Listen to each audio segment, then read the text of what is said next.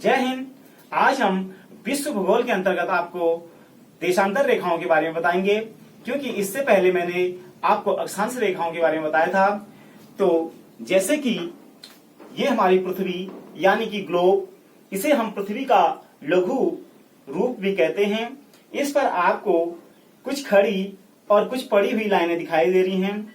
जो पड़ी हुई जो लाइनें हैं, तिरछी लाइनें जो हैं, इन्हें हम अक्षांश रेखा कहते हैं, और जो खड़ी लाइनें हैं इसे हम देशांतर रेखाएं कहते हैं। पिछले वाले वीडियो में हमने अक्षांश रेखाओं के बारे में अध्ययन किया था।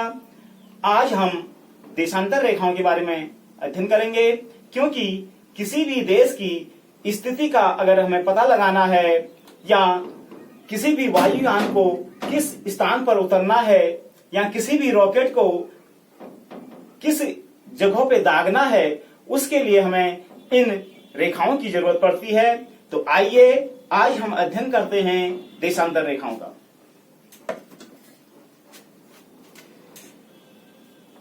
मान लो ये हमारी पृथ्वी है, या पृथ्वी का जो लघु स्वरूप है ग्लोब है।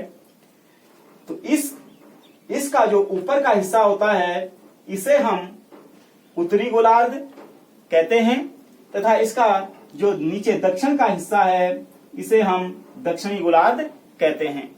अंग्रेजी में इसे नॉर्थ पोल और इसको साउथ पोल कहा जाता है। तो अब आज हमारा विषय है कि देशांतर रेखाएं किसे कहते हैं।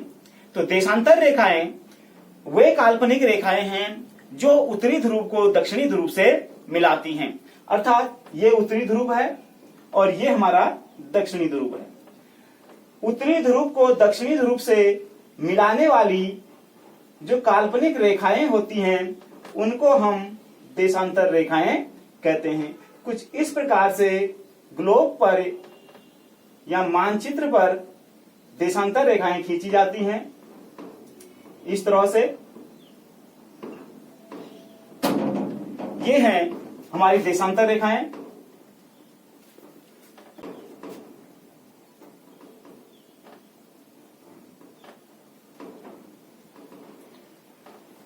तो जो यह आपको मध्य भाग से होकर गुजरती हुई रेखा दिखाई दे रही है, इसे 0 डिग्री देशांतर कहा जाता है। क्या कहा जाता है? 0 डिग्री देशांतर। इसे हम ग्रीनविच समय रेखा के नाम से भी जानते हैं। इसे ग्रीनविच समय रेखा क्यों कहते हैं? क्योंकि यह रेखा इंग्लैंड के ग्रीनविच शहर से होकर गुजरती है, या जो वहां पर ग्रीनविच वेधशाला है उससे होकर गुजरती है, इसलिए इसे ग्रीनविच रेखा कहा जाता है। इसे प्रमुख यामोत्तर रेखा भी कहा जाता है, या प्रमुख मानक समय रेखा के नाम से भी हम क्या करते हैं, इसे संबोधित करते हैं। इस रेखा से पूरब और पश्चिम का निर्धारण होता है।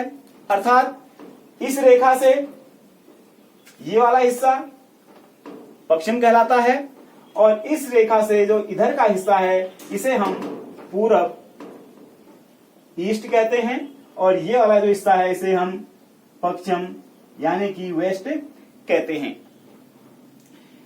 तो अगर हम इस रेखा से पूरब की ओर चलते हैं तो इस पर 180 देशांतर रेखाएं खींची गई हैं, और इस रेखा से अगर हम पश्चिम की तरफ चलते हैं तो तब भी कितना 180 देशांतर रेखाएं खींची गई हैं। इस प्रकार संपूर्ण ग्लोब पर देशांतर रेखाओं की जो संख्या हो जाती है वो 180 धन 180 बराबर 360।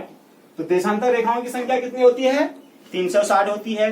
क्योंकि कोई भी अगर गोल चीज होती है तो उस पर हम अधिकतम कितने डिग्री तक की रेखाएं खींच सकते हैं? 360। तो इसलिए जो हमारी पृथ्वी है या ग्लोब है उस पर 360 देशांतर रेखाएं खींचे गए हैं। तो जब हम इसमें आता है, इसके बाद इसमें हम अध्ययन करते हैं कि समय के बारे में, कि देशांतर रेखाओं के माध्यम से हम कैसे समय का निर्धारण करते हैं। तो उसमें देखते हैं कि समय निर्धारण के लिए जब हम इस रेखा से 0 डिग्री की जो देशांतर रेखा है, इससे पूरब की ओर चलते हैं तो समय में क्या होता है, समय बढ़ता है। और जब हम यहां से पश्चिम की ओर चलते हैं तो समय क्या होता है, घटता है। अर्थात यहां को घटाया जाता है और यहां क्या किया जाता है, जोड़ा जाता है। इसमें यहां की ओर चलने में समय बढ़ता है, यानी कि समय को बढ़ाया जाता है, और यहां से पश्चिम की तरफ जाने में समय को क्या किया जाता है, घटाया जाता है। जैसे कि अब इसमें समय कैसे निकाला जाता है उसको देखते हैं। अब ये हमारी पृथ्वी है। हमारी पृथ्वी अपने अक्ष पर पश्चिम से पूरब की तरफ को घूमती है। कौन सी दिशा में घूमती है, पश्चिम से पूरब दिशा में घूमती है। और पूरा चक्कर कितने समय में लगाती है, 24 घंटे में अपने अक्ष पर क्या होती है, एक चक्कर पूरा करती है। मान लो ये कोई स्थान है, इस स्थान से अगर पृथ्वी घूमना शुरू करती है तो पुनः यहां पर आने में पृथ्वी को कितना टाइम लगता है, 24 घंटे का समय लगता है। तो आइए इसको समझने का प्रयास करते हैं। पृथ्वी 24 घंटे में घूमती है बराबर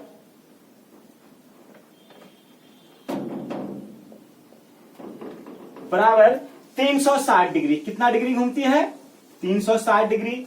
पृथ्वी 24 घंटे में घूमती है 360 डिग्री, तो इसलिए 1 घंटे में घूमेगी, 1 घंटे में घूमेगी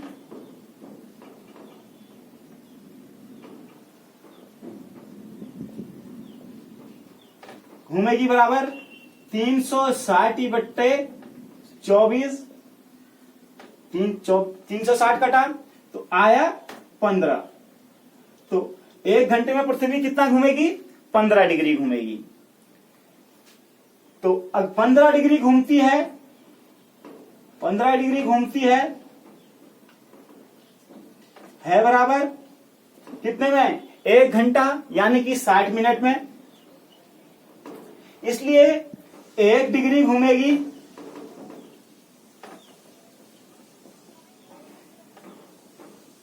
60/15 बराबर 15 चक्को 60 यानी कि 4 मिनट में। तो पृथ्वी अब 1 डिग्री कितने मिनट में घूमेगी, 4 मिनट में घूमेगी। कितने मिनट में घूमेगी, 4 मिनट में घूमेगी। कहने का अर्थ है कि जब हम यहां से, मैंने बताया कि 180 रेखाएं खींची गई हैं, तो जो ये रेखाएं खींची गई हैं ये 1-1 डिग्री के अंतराल पर खींची गई हैं। कितने डिग्री के अंतराल पर खींची गई हैं, 1-1 डिग्री के अंतराल पर। अर्थात अगर मान लो यहां पर इस स्थान पर दिन का 12 बजा है, मान लो ग्रीनविच रेखा पर दिन का 12 बजा है, सूरज ग्रीनविच रेखा के ऊपर है, 12 बजा है।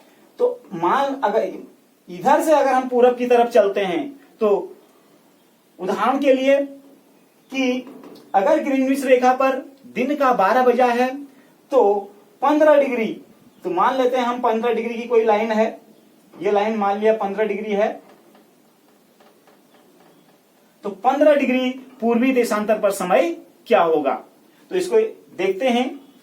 तो यहां पर 12 बजा है, 1 डिग्री में 1 डिग्री घूमती है बराबर 4 मिनट में, 15 डिग्री घूमेगी बराबर 15 चौको 60 यानी कि 60 मिनट में, अर्थात 1 घंटे में।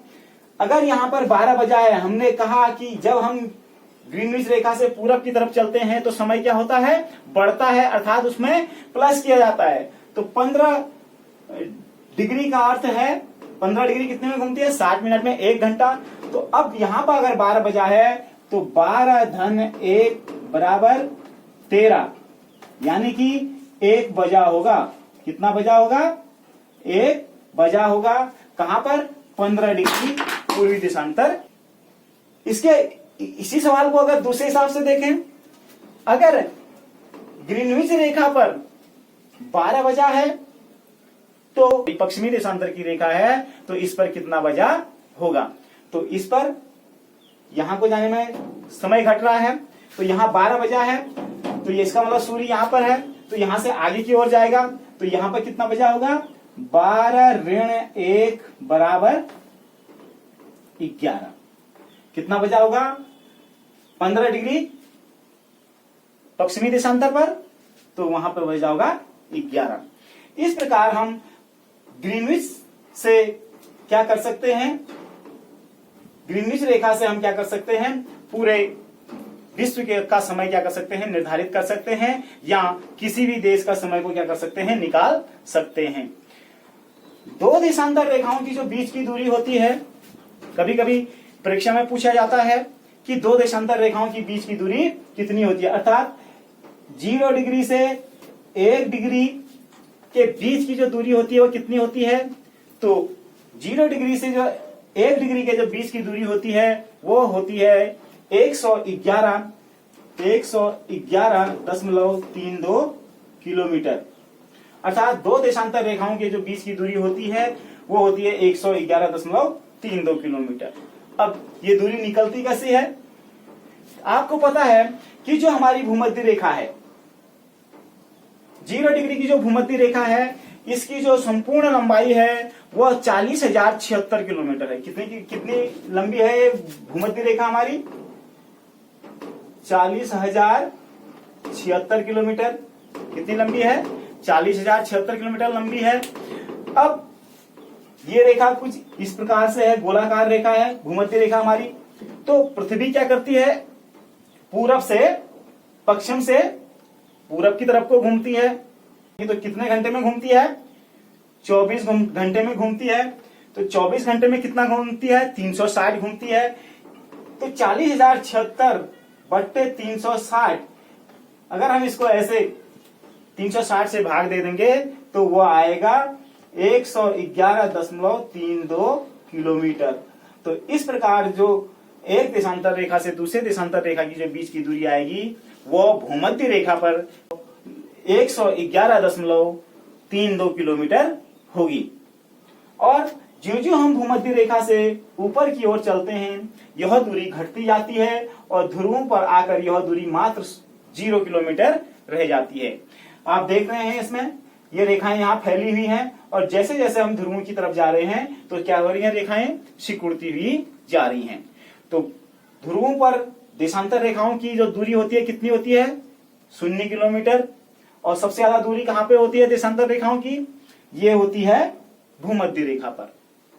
तो और इसके साथ साथ दो देशांतर रेखाओं का जो बीच का हिस्सा कहलाता है, जो ये बीच का हिस्सा है, दो देशांतर रेखाओं का जो बीच का हिस्सा है, इसे हम क्या कहते हैं, तो इसे हम गोर कहते हैं। क्या कहते हैं, गोर। दो अक्षांश रेखाओं की जो बीच का हिस्सा होता है उसे हम क्या कहते हैं, कटिबंध या पेटी।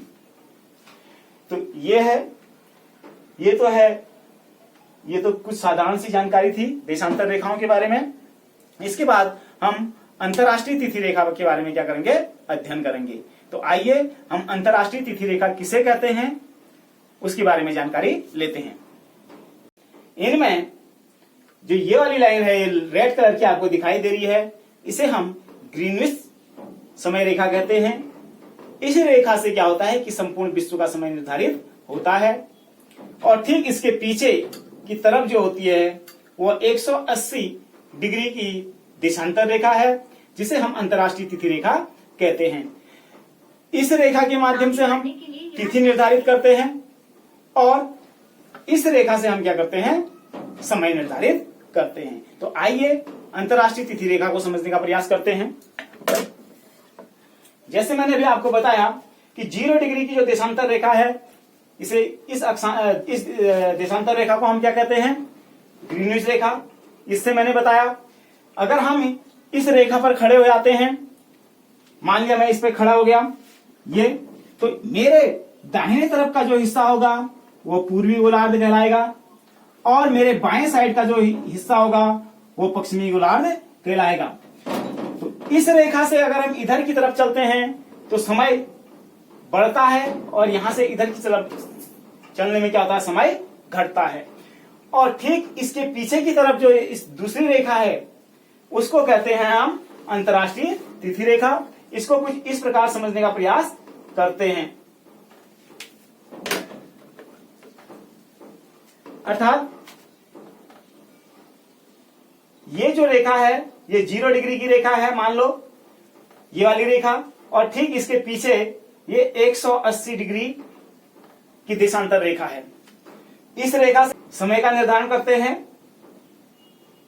और इस रेखा से हम किसका निर्धारण करते हैं? तिथि का निर्धारण करते हैं। किसका निर्धारण करते हैं? तिथि। अर्थात यहां से समय परिवर्तित होता है और यहां से तिथि दिवस परिवर्तित होते हैं। तो इसको कुछ मानचित्र के माध्यम से समझने का प्रयास करते हैं।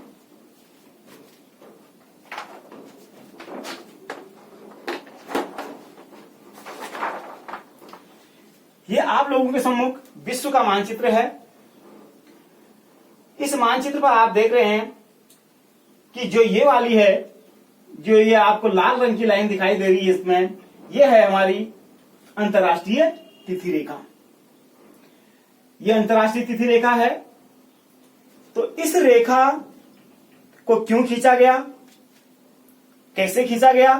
तो यह रेखा सन 1884 में वॉशिंगटन में विश्व के भूगोलवेताओं द्वारा एक बैठक का आयोजन किया गया, जिसमें यह निर्धारित किया गया कि जो पूरे विश्व में जो तिथियां हैं उसको कैसे निर्धारित किया जाए।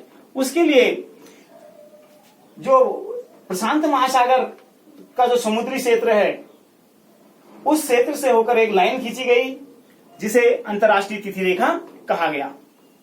आप देख रहे हैं ये लाइन सीधी ना होकर क्या है, बहुत सारी जगहों से क्या है, टेढ़ी है। इसे टेढ़ी क्यों खींचा गया, टेढ़ा खींचने के पीछे क्या कारण रहा? तो जैसे कि आपको बताया गया कि इससे क्या होते हैं, तिथि निर्धारित होती है, दिवस निर्धारित होते हैं, दिन बदलते हैं। तो अगर ये जो काली लाइन आपको दिखाई दे रही है, ये 180 डिग्री की देशांतर रेखा है, यानी कि अंतर्राष्ट्रीय तिथि रेखा है। अगर इसको सीधे ऐसे ही खींच दिया जाता तो क्या होता, एक ही देश में क्या होते, 2 तिथियां हो जाती, यानी कि 2 दिवस हो जाते। मान लो अगर इसको, जो ये रशिया का जो साइबेरिया वाला हिस्सा है, ये रशिया है, रूस का जो ये हिस्सा पड़ता है इसको हम साइबेरिया कहते हैं, और ये जो संयुक्त राज्य अमेरिका का जो ये हिस्सा है इसको बोलते हैं हम अलास्का। तो अगर इसको अलास्का से खींचा जाता तो संयुक्त राज्य अमेरिका के इसमें क्या होते, 2 दिवस हो जाते। जो हिस्सा इधर पड़ता उसका दिवस बढ़ जाता और इधर का दिवस क्या हो जाता, घट जाता। अगर इसको साइबेरिया से होके खींच देते तो साइबेरिया का इधर का टाइम बढ़ जाता, यानी कि 1 दिवस इसमें बढ़ जाता और यहां क्या हो जाता, दिवस घट जाता। मान लो कि इस लाइन से जो स्थान इधर पड़ते, मान लो वहां पे रविवार होता, मान लिया बच्चों की स्कूल की छुट्टी हो जाती, और इस रेखा से जो इधर का हिस्सा है साइबेरिया का, तो उसमें क्या होता, 1 दिवस घट जाता। तो वहां पर क्या चल रहा होता, शनिवार चल रहा होता। तो एक ही देश में क्या होते, 2 दिवस हो जाते।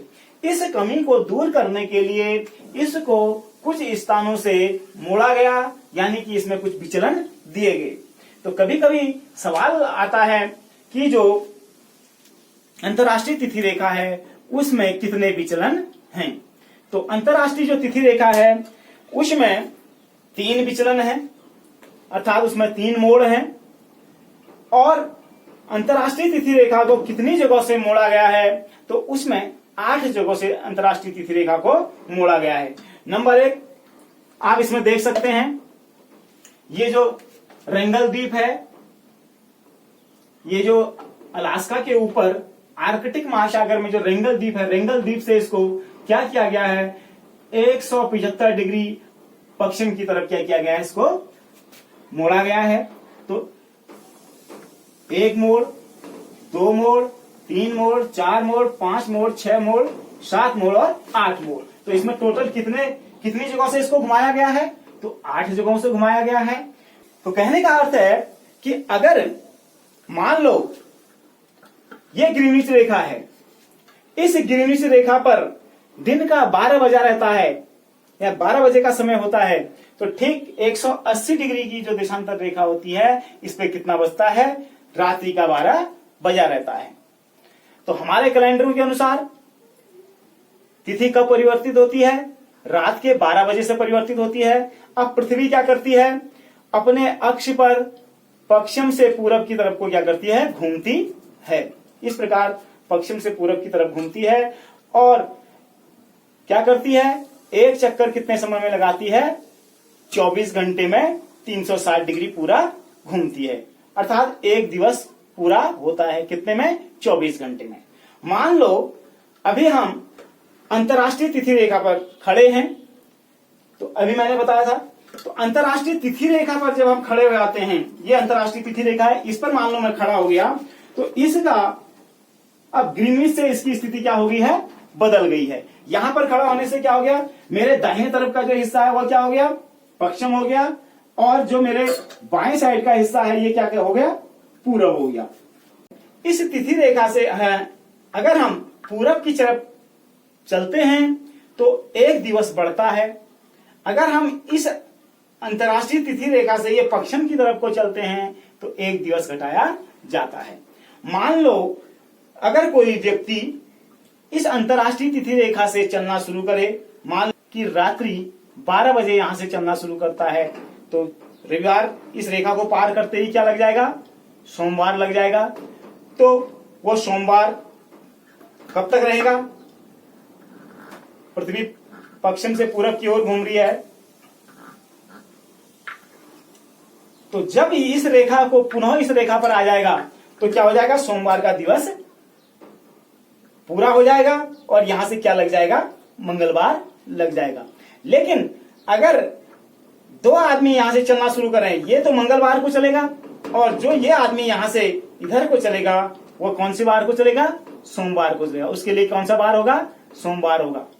तो इस प्रकार क्या होता है कि अंतरराष्ट्रीय तिथि रेखा से हम क्या करते हैं? दिवसों का निर्धारण करते हैं। अंतरराष्ट्रीय तिथि रेखा से पूरब की ओर जाने में एक दिवस बढ़ाया जाता है और अंतरराष्ट्रीय तिथि रेखा से पश्चिम की तरफ आने में एक दिवस घटाया जाता है। तो इसके बाद अंतरराष्ट्रीय तिथि रेखा को यहीं पर समाप्त करते हैं। धन्यवाद।